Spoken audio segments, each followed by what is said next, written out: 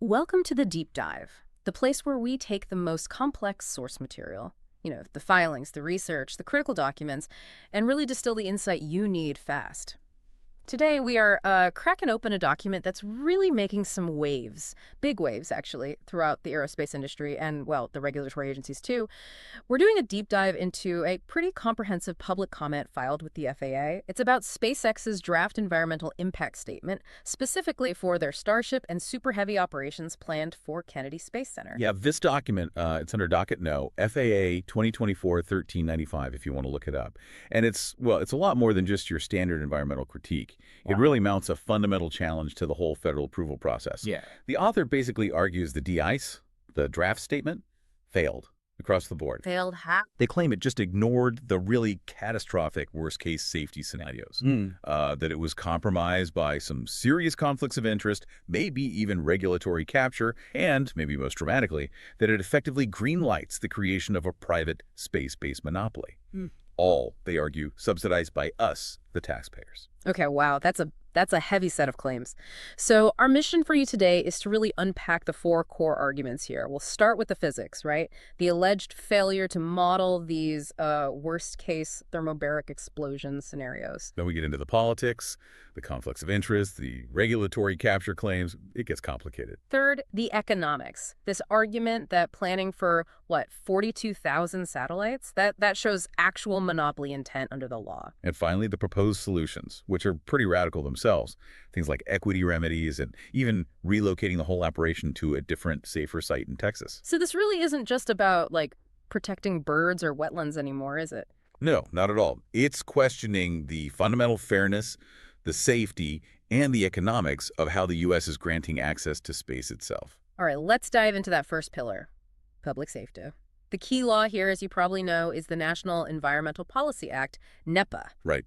And NEPA basically mandates that the FAA has to analyze the absolute worst-case, high-consequence safety hazards before they approve something like this massive Starship launch site. Okay, so what's the specific hazard the commenters say was missed? The big one they focus on is this thermobaric explosion scenario. It stems from the potential for a huge cryogenic methane release.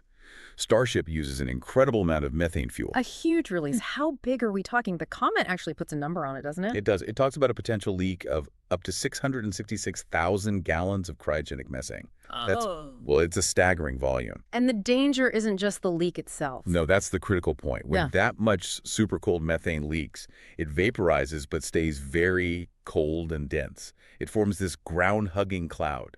It's odorless, invisible mostly. Yep. And the real nightmare scenario isn't necessarily an immediate explosion at the pad. It's that this huge vapor cloud could just drift miles away, potentially, undetected. Drift where? Into nearby communities, potentially.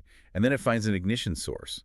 Could be anything, really. A gas station, someone's furnace, even just a hot water heater in, say, a preschool miles away from the launch site. That sounds terrifyingly plausible, actually. Yeah. What happens if that cloud ignites miles away? You get what's called a thermobaric explosion.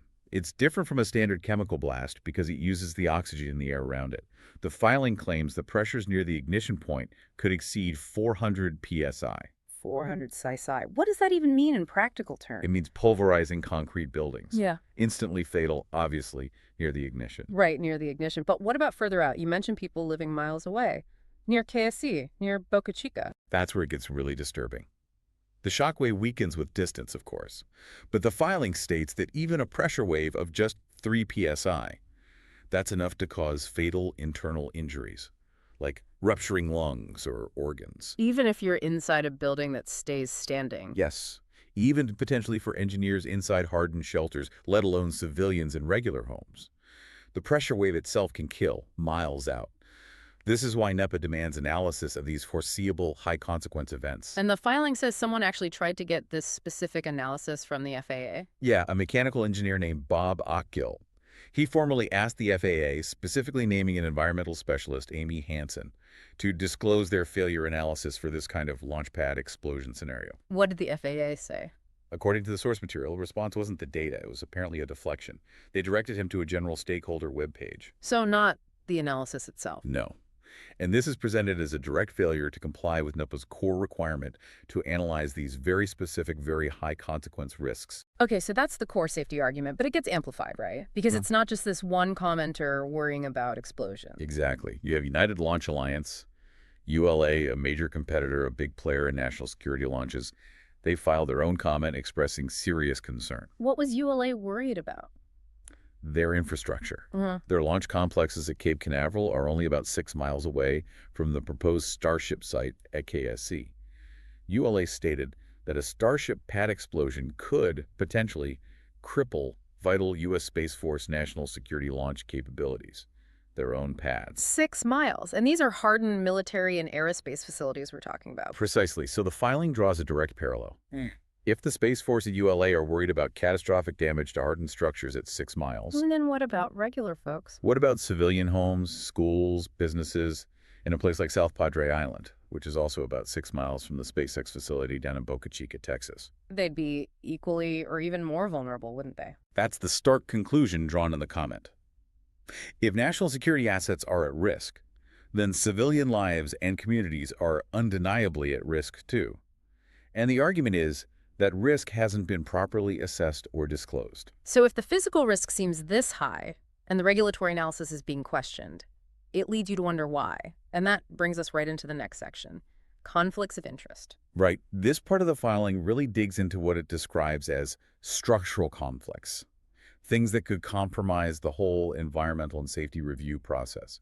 It starts with the Army Corps of Engineers. Okay, the Army Corps. What's their role here? They have a couple of key roles, actually. They're one of the agencies responsible for issuing environmental permits for things like dredging or filling wetlands, which Starship operations often require. But the U.S. military, including the Army, is also positioned to be a major customer and beneficiary of Starship. They need its huge, heavy lift capability for Department of Defense payloads, getting satellites and potentially other assets into orbit. So the regulator also benefits from the success of the project it's regulating. That's the conflict highlighted in the comment. How can the Corps be truly objective in evaluating environmental risks or permit requirements when its own parent organization, the DoD, has a strong strategic interest in Starship succeeding in launching frequently? It raises questions about impartiality, definitely. Serious questions. And the filing argues this conflict isn't just theoretical, it's structural. And it doesn't stop there, right? The comment points fingers higher up, involving Elon Musk himself. Yes, it discusses his appointment back when it happened to lead the Department of Government Efficiency, which got nicknamed DOGE. Okay, DOGE, and the conflict there is. Well, SpaceX is NASA's single largest contractor by a significant margin. And DOGE, under Musk, reportedly had oversight authority to review federal spending, including NASA's budget and contracts. So the head of NASA's biggest contractor also had a role overseeing NASA's spending. That's the situation described. The filing argues this created an unprecedented potential for vertical influence, essentially the ability to potentially steer funding or policy in ways that benefit your own company. Does the filing claim this actually happened? It makes a very specific claim, yes. Yeah. And we need to be clear, this is according to the public comment. It alleges that this arrangement reportedly led to budget cuts targeting NASA's other contractors, SpaceX's competitors. While at the same time, SpaceX programs allegedly saw increased funding or favorable treatment, helping to expand its market dominance, arguably subsidized by taxpayers who were funding both NASA and DOGE. That's a serious allegation of using public office for private gain, essentially. It implies a kind of selective pruning of the federal budget that favored one dominant player. Again, this is the argument laid out in the public comment itself. Okay, the filing then connects this idea of concentrated power to national security, using a specific example that actually happened, Starlink in Ukraine. Right. The incident where Musk confirmed he unilaterally decided to restrict Starlink satellite internet service near Crimea. This was during a critical Ukrainian military operation. And his reasoning was personal fear of escalation. He cited fears of triggering a nuclear response from Russia if Starlink enabled a successful Ukrainian attack on the Russian fleet in Crimea. So one individual, based on personal judgment, directly influenced the course of a major international conflict involving U.S. allies. That's the precedent the filing points to. The argument becomes, if one person can wield that kind of power over global communications and strategic military outcomes abroad, acting almost like a private Secretary of State. Then is it wise, the comment asks, to entrust that same individual and his company with such dominant control over U.S. launch infrastructure, especially infrastructure at KSC, which is critical for national defense launches? It raises fundamental questions about accountability and control over critical infrastructure when it's concentrated in private hands. Exactly. And then there's a final point in this section that tries to tie everything together: the control over physical space infrastructure and control over information. The filing notes that the same engineer we mentioned earlier, Bob Achgill, reportedly had his account on X, formerly Twitter, Musk's platform, suspended. When did this happen? According to the comment, it happened shortly after Achgill posted content critical of the Army Corps of Engineers' alleged conflict of interest regarding SpaceX. So the claim is critique the process, lose your platform. That's the implication presented in the source. It's framed as an example of vertical integration in action.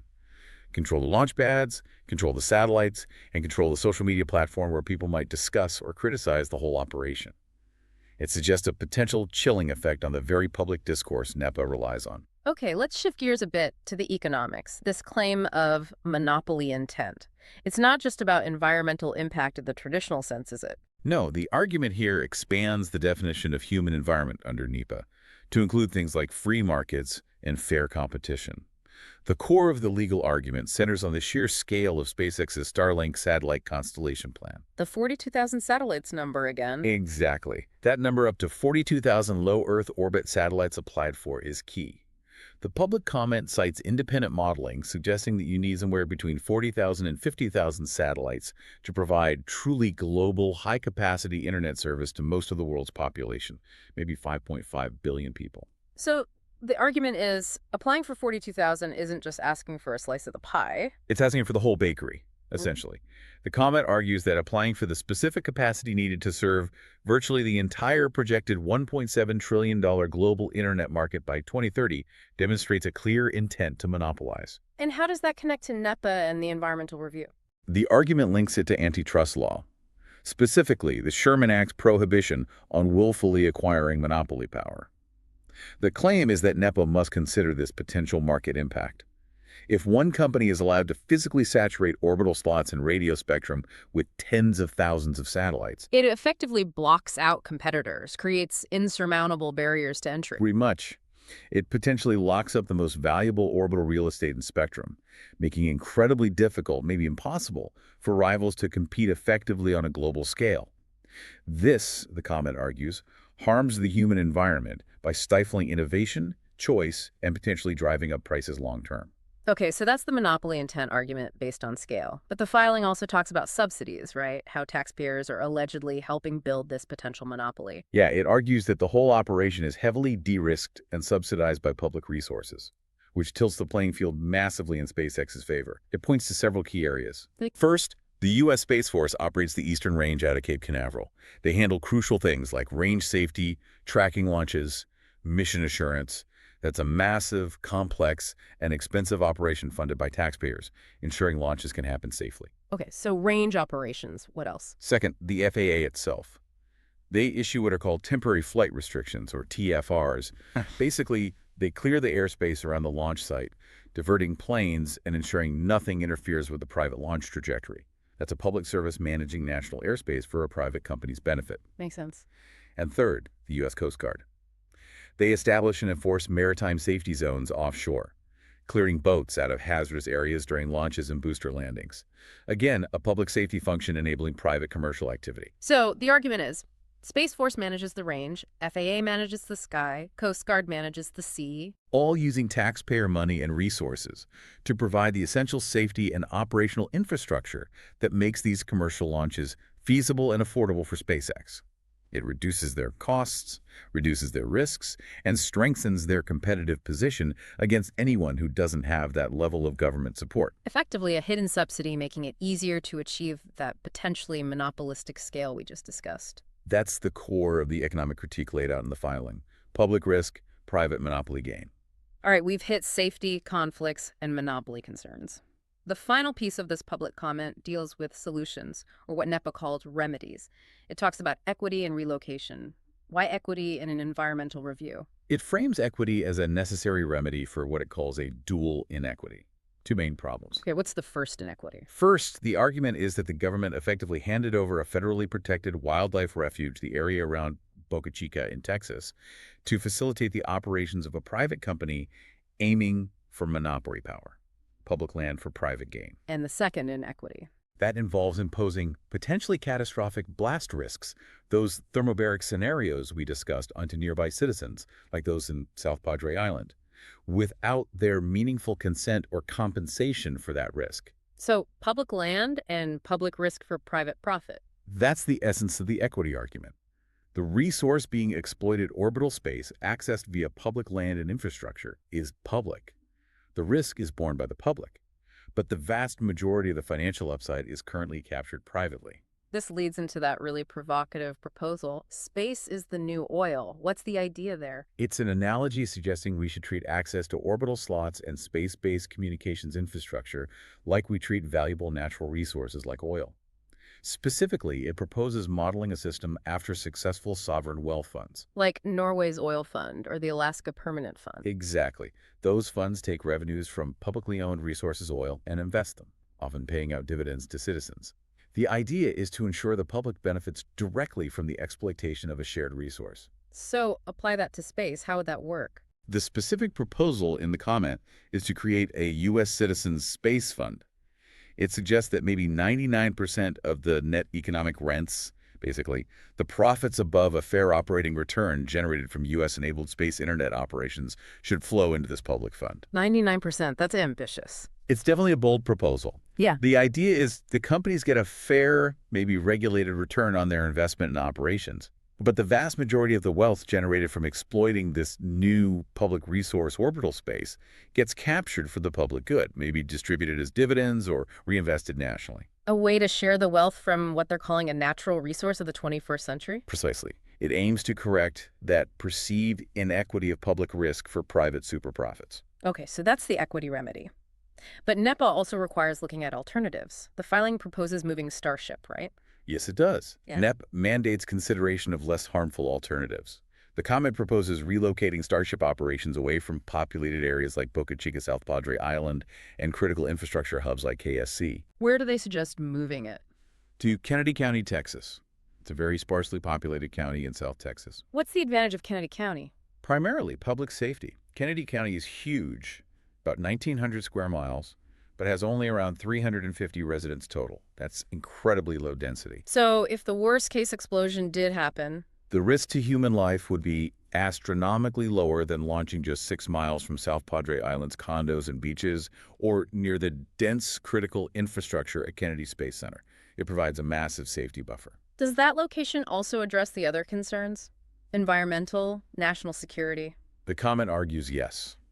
Environmentally, it avoids building this massive industrial complex inside a federally managed wildlife refuge, which was a major point of contention at Boca Chica. It offers vast, empty land instead. And for national security? It provides geographic dispersal. Instead of concentrating more and more critical launch capability at Cape Canaveral, putting Starship somewhere remote like Kennedy County enhances resilience. If one site is compromised by accident, weather, or even attack, you don't lose everything. It offers redundancy. So Kennedy County is presented as an integrated solution. Safer for people, potentially better for the environment, and strategically more resilient for national security. That's the case made in the filing, yes. A fundamentally safer and more appropriate alternative required by NEPA. Hashtag tag tag outro. Okay, so let's just quickly recap what we've dug into here. This one public comment, it's really more than just a critique of an environmental statement, isn't it? Oh, absolutely. It elevates the whole debate about Starship's approval, way beyond just local impacts. It's framing it as a pivotal moment for defining the future rules of the road for space access itself. Yeah, tying together these incredibly complex threads. Worst-case safety physics, accusations of regulatory capture and political influence, hard-hitting antitrust arguments about monopolies, and these really fundamental questions about fairness and equity.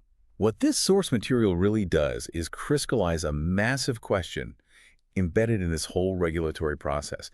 It forces you, the listener, to think beyond the rockets themselves. Right. It asks a really profound question about the future. It does. Yeah. If you accept the premise, and it's a big if, but worth considering that orbital slots and space-based internet really are the defining natural resource of this century, maybe like oil was for the last one. Yeah. Then the question becomes, Should the U.S. government essentially grant control over this incredibly valuable resource, almost for free, to one dominant private company, allowing private capture of potentially trillions in value? Or should we, as a nation, consider a different model, like those sovereign wealth funds? A model where the economic benefits derived from exploiting this shared public resource base are deliberately captured and shared for the benefit of all citizens. How do we treat the common assets of the future? That's definitely something to think about. A really critical thought to leave you with.